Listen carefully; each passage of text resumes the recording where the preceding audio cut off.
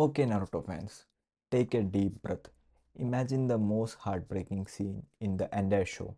Yeah, I'm talking about Jiraiya's final stand against pain. The rain, the sacrifice, the final message on the frog's back. It hurts, right? But what if, just for a moment, the rain stopped? What if Jiraiya could survive the fight? What if the legendary Sannin walked back into Konoha? This isn't just about one guy living. This changes everything. It changes Naruto, it changes the Akatsuki, and it changes the entire war. Let's break down the world where the pervy sage lived to see his student becoming the Hokage. First, the big question, how he actually survived. Jiraiya was brutalized by the six paths of pain. He lost an arm, his throat was crushed, and he was stabbed multiple times. It was perfect death. So, for him to survive, a few things has to go differently. There is two scenarios that we need to consider. Let's go through it one by one. In scenario 1, he need to retreat quickly. Maybe he realizes the gravity of the situation minutes sooner he reaches the rain village.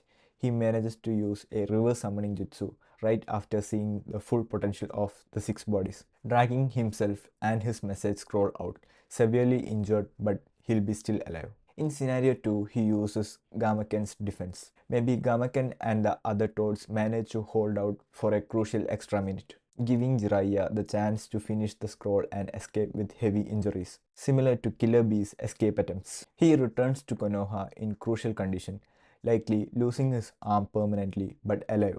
He is now a severely wounded but living legend. But now, the real change begins. The biggest immediate change is the Pain's invasion of Konoha.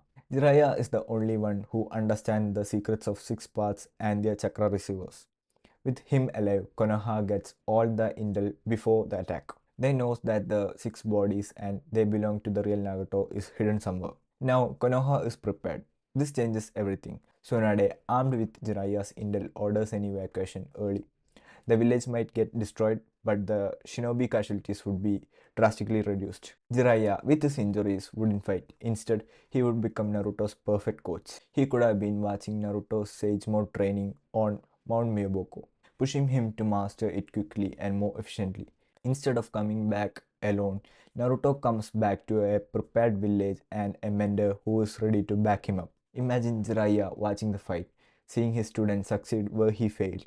Naruto's victory over pain would have been even sweeter because Jiraiya is there to witness it, not just his ghost. The second massive change is to Naruto's emotional core. Jiraiya was the closest thing Naruto had to a father figure.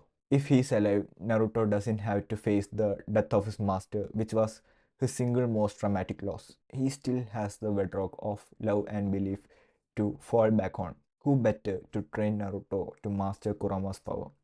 Jiraiya taught him Rasengan, the summoning jutsu, and the basics of the Sage Mode. With Jiraiya's unparalleled knowledge of the Nine-Tails seal and his strength, Naruto's training to become the perfect Jinchuriki would be accelerated. Jiraiya's death was the catalyst for Naruto's deep connection with Nagato. If Jiraiya is alive, he can guide Naruto through the encounter. This Naruto is stronger, wiser, and significantly happier. He has the father he always needed. Now, let's talk about the final act, the Fourth Great Ninja War. Jiraiya's survival is a game changer here. Tsunade, Orochimaru, and Jiraiya fighting side by side against Madara Uchiha. Their combined power, especially the sealing jutsu Jiraiya knows, would make a difference, giving the Allied force a crucial advantage in understanding and countering Kabuto's reanimations. During the war, Naruto and Sasuke were constantly guided by their former teachers. Now, Naruto has two legendary mentors, Kakashi and Jiraiya. Think of the strategic advantage and emotional support this gives the entire alliance, not just Naruto. Jiraiya's presence alone could be enough to decrease certain threats. Or more importantly, he could have been there to protect Neji, whose death was so crucial to the war's narrative.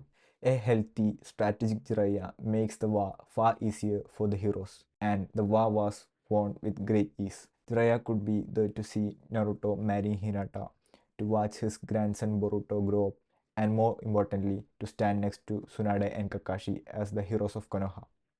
He finally gets his happy ending sitting around with his former teammates and watching his student fulfill his dreams. But here's the thing to think about. Does Naruto's story lose its meaning without Jiraiya's sacrifice? Did that pain and trauma have to happen for Naruto to become the man he is? Let me know what you think in the comments. And if you love these emotional what ifs, hit that like button and subscribe for more Naruto breakdowns. See you in the next one.